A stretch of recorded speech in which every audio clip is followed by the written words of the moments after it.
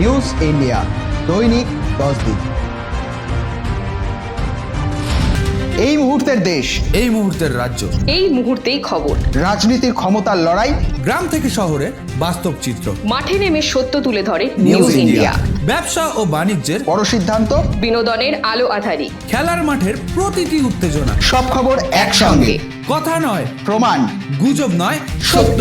দেরি নয়, সবার আগে নিউজ ইন্ডিয়া দৈনিক 10 দিন। সব খবর খবর নয়, আমরা যেটা দেখাবো সেটাই খবর। নমস্কার, আপনারা দেখছেন নিউজ ইন্ডিয়া। আপনাদের সঙ্গে রয়েছে আমি স্নেহা। চোখ রাখবো এই মুহূর্তের বিশেষ বিশেষ খবরে। জেলায় জেলায় নিম্ন আদালতে বোমাতঙ্ক, আতঙ্কিত বিচারপতি, আইনজীবী সহ বিচারপ্রার্থীরা, যদিও তল্লাশিতে মেলেনি কিছুই। সকালে বোমাতঙ্ক আসানসোল আদালতে। এদিন জেলা জজের কাছে মেল আসে আদালতে বোমা রাখা আছে বলে। ঘটনা জানাজানি হতেই জেলা ও দায়রা জজ আদালত খালি করে দেওয়া হয়। আইনজীবী থেকে শুরু করে কোর্ট চত্বরে থাকা সমস্ত ব্যক্তিকে নিরাপদ দূরত্বে সরিয়ে দেয় পুলিশ। তল্লাশিতে আনা হয় স্লিপার ডগ। গোটা আদালত চত্বরে আতঙ্ক ও উত্তেজনা সৃষ্টি হয়। বেল পিটিশনও করছিলাম, সঙ্গে সঙ্গে ডিস্ট্রিক্ট জাজ বললেন একটা উড়ো ফোন এসছে যে কোর্টের আশেপাশে বোম আছে। ঠিক আছে, এই জন্যই তিনারা নেমে গেলেন, এটা নিয়ে তদন্ত চলছে। পুলিশ এসছে, বোম স্কোয়াড এসছে। কোর্টে কি কাজ করবো তাহলে? এখন আপাতত সমস্ত হাকিম এক জায়গায় রয়েছে। বোম শুনলে কি আর লোকে কাজ করবে? পুলিশ এসছিল। হ্যাঁ, হ্যাঁ, পুলিশ পুলিশ এসছে। এসছে, সব এসছে।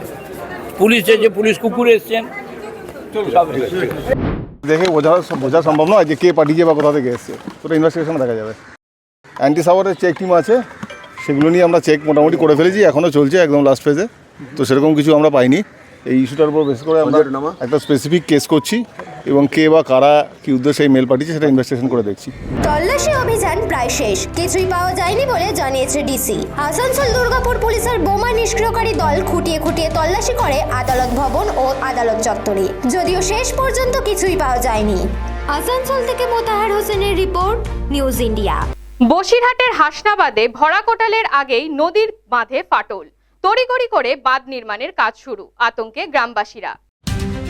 বসিরহাটের হাসনাবাদ ব্লকের হাসনাবাদ গ্রাম পঞ্চায়েতের চক হাঁপুকুরের ডাসা নদীর বাঁধ বসে গেল 100 থেকে 150 ফুট। খবর পেয়ে তড়িঘড়ি বিডিও সমীর মণ্ডল ও হাসনাবাদ ব্লকের সভাপতি আনন্দ সরকার ঘটনাস্থলে পৌঁছান। ভয়াবহ পরিস্থিতি খতিয়ে দেখে সঙ্গে সঙ্গে সেচ দপ্তরকে খবর দেন তারা। ইতিমধ্যেই যুদ্ধকালীন তৎপরতায় বাঁধ মেরামতির কাজ শুরু হয়েছে। আমাদের নদীর বাঁধ যাতে ভালো হয়, যাতে আমরা সচ্ছল থাকতে পারি, বাঁধটা যেন না ভাঙে, আমরা যেন ভালোভাবে বাস করতে পারি এখানটা। আমাদের বিডিও আর আনন্দ সরকার আমাদের নেতৃত্বে, যিনি আমাদের দেখাশুনো করেন এখানে, তিনি এসেছিলেন। জায়গাটা তো খুব মানে বহুত দিন তো খারাপ। এটা তো কোনো মানে প্রশাসনের লোক কেউ দেখে না। এখন খুব এমার্জেন্সি সময়, এখন ভিডিওকে আজকে এসছে না ভিডিও সভাপতি, এখন এটা দেখে গেল না।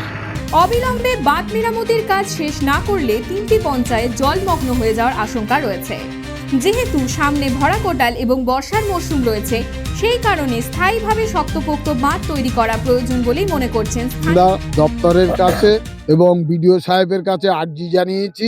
আমরা কৃষক পরিবারের মানুষ, এই পঞ্চায়েতের যদি একটা জায়গাতে ভাঙে তাহলে সমস্ত পাটলিখানপুর, বরুণাট, হাসনাবাদ জিপি প্লাবিত হয়। এর আগে আসে এবং আয়লাতে দেখা গেছে 3 পঞ্চায়েতের কোথাও যদি ভাঙে সেই জল সমস্ত 3টে পঞ্চায়েত মিলে সেই জলে জলবন্দী হয়ে যায় এলাকার মানুষ। সেই জন্য আমরা চাইছি বর্ষা আসার আগে শক্তপোক্ত ভাবে যাতে এই বাঁধটা নির্মাণ হয়। এখানকার স্থানীয় লোকেরা অনেক দিন থেকেই অভিযোগ জানাচ্ছিল এখানকার বাঁধের অবস্থাটা খারাপ, এবং আগেও 2-1টা ইনসিডেন্ট হয়েছে। তো আজকে এসেছিলাম, ইরিগেশন কাজ শুরু করেছে। ওনাদের আরও কিছু সাজেশন ছিল লোকাল লোকদের, তো আমি এটা ইরিগেশনের সঙ্গে আলোচনা করে নেব। আইলা, আমফানের মতো একাধিক সাইক্লোন এই এলাকার উপর দিয়ে বয়ে গেছে অতীত দিনে। বারবার নদীর বাঁধ ক্ষতিগ্রস্ত হয়েছে। বাঁধ মেরামতির কাজের জন্য কোনোভাবে যাতে কৃষকদের কোনো সমস্যা না হয় সেদিকে নজর দিতে নির্দেশ দিয়েছেন বিডিও সাহেব। News India. চন্দ্রকোনায় মোরামের রাস্তা নয়, ঢালাইয়ের রাস্তার দাবিতে গ্রামবাসীরা বিক্ষোভ দেখালো।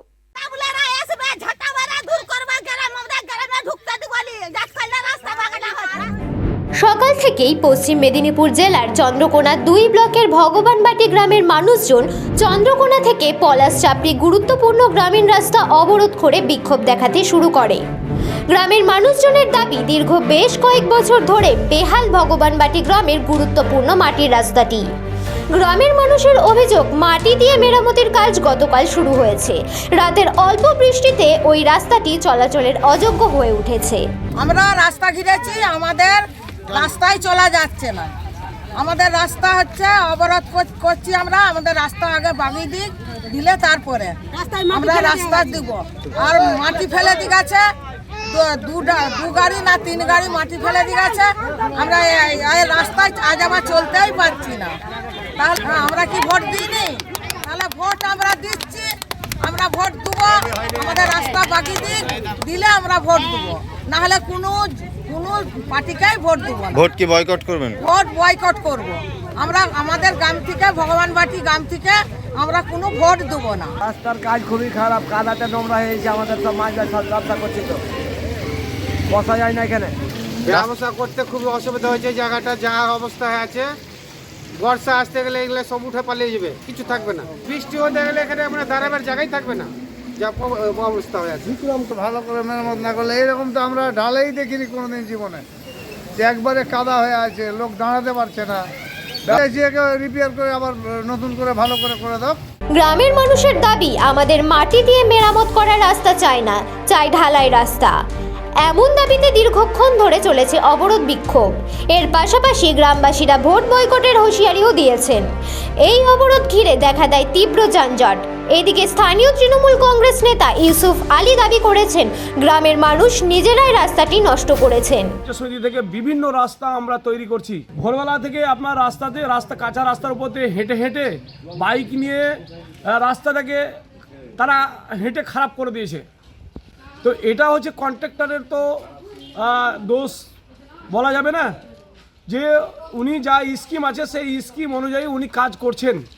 এবং মাননীয় মুখ্যমন্ত্রী মমতা বন্দ্যোপাধ্যায় পশ্চিমবাংলায় যেভাবে উন্নয়ন করছে, সেই সুতি 2 নম্বর ব্লকেও সেই উন্নয়ন অব্যাহত রয়েছে। তাদের কাজ হলো অভিযোগ করাই, কারণ এখানে তাদের পায়ের তলার মাটি কংগ্রেস, সিপিএম কিংবা বিজেপির নেই।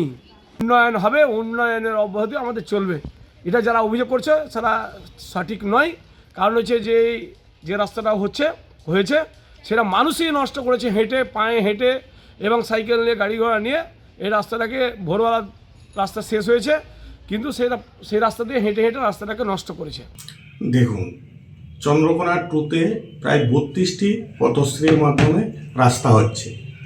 ওই রাস্তাটি এই ঢালাইয়ের আমাদের প্রপোজাল আছে, কিন্তু যেহেতু রাস্তাটা খারাপ আছে সেই জন্য আমাদের পাড়া আমাদের সমাধানে ওইটা কাজটা ধরা হয়েছে, যেটা গতকাল থেকে কাজটা শুরু হয়েছে। কিন্তু হঠাৎ বৃষ্টির জন্য মুরামে জল পড়লে যেটা নরম হয়ে যায় সেটা ঘটেছে, কিন্তু কাজ শুরু হয়েছে, রাস্তাটি সুন্দর হয়ে যাবে।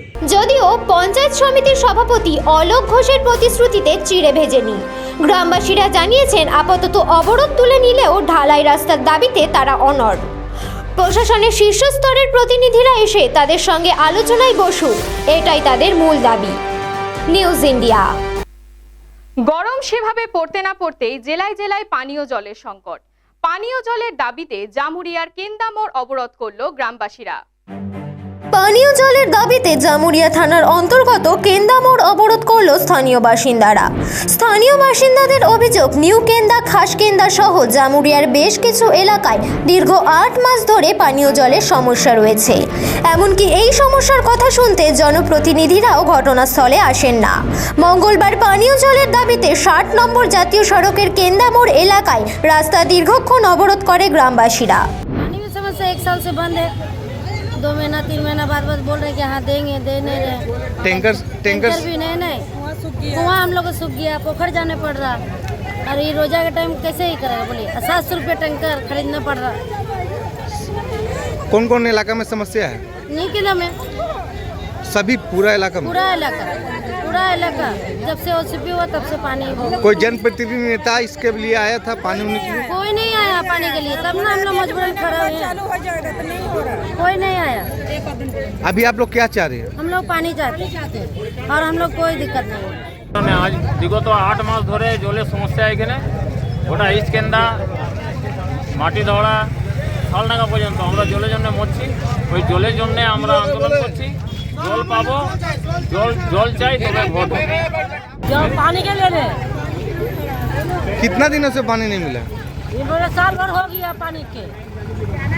कौन कौन इलाका में पानी नहीं है? हर इलाका में पानी नहीं है। जैसे नाम हरिपुर, पंडेसर, ये सब जगह में पानी नहीं है। आप लोग कौन? क्यों नहीं पानी देता? हम लोग का पानी नहीं मिलेगा, हम लोग वोट नहीं देंगे। हम लोग वोट नहीं देंगे, हम लोग को डीवीसी पानी चाहिए। बस पानी दीजिएगा वोट देगा, नहीं दीजिएगा पानी वोट नहीं देगा। গ্রামবাসীদের অভিযোগ দীর্ঘ 8 মাস ধরে পানীয় জলের সমস্যা রয়েছে এলাকায়। এতদিন শীত থাকায় জলের কষ্টও ততটা অনুভূত না হলেও এখন গরম পড়তে শুরু করেছে, তার পাশাপাশি চলছে রোজা।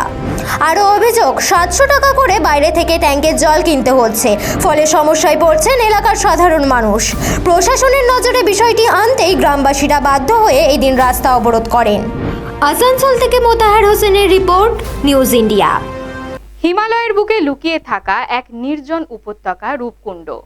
জানেন কি এই রূপকুণ্ডর আসল রহস্য? দেখুন নিউজ ইন্ডিয়ার বিশেষ প্রতিবেদন।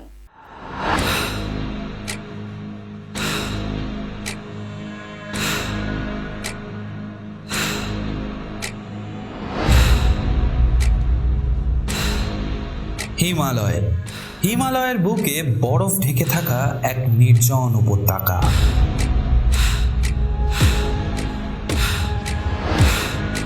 চারিদিকে শুধু সাদা চাদর, আর সেই সাদা চাদরের মাঝখানে লুকিয়ে আছে এক অদ্ভুত নীরবতা।